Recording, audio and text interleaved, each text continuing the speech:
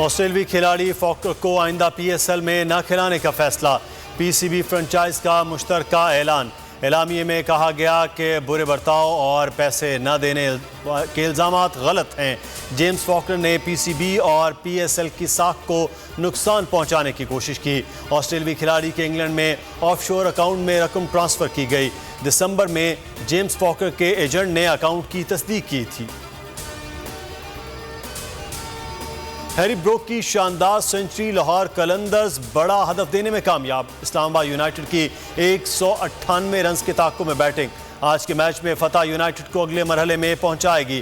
ہر match پر great cricketer Javed Miandad کا تجزیہ اور تبصرہ جانیے صرف بول نیوز پر۔ خبردار، ہوشیار، اداروں پر تنقید اور فیک نیوز پھیلانے والوں کو جیل کی ہوا کھانا پڑے گی۔ حکومت کے الیکٹرانک کرائمز قانون میں ترمیم کی منظوری۔ فوج اور عدلیہ پر تنقید کرنے والوں کو 5 سال قید ہوگی۔ جھوٹی خبریں پھیلانے والوں کو سزا کے ساتھ 10 لاکھ روپے جرمانہ ہوگا۔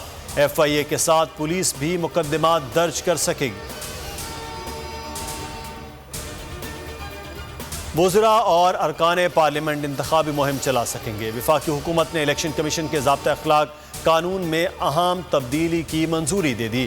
ریلیوں میں شرکت اور جلسوں سے خطاب کیا جا سکے گا۔ الیکشن شیڈول کے بعد ترقیاتی اسکیموں پر پابندی برقرار رہے گی۔ صدر کی منظوری کے بعد آرڈیننس لاگو ہو جائے گا۔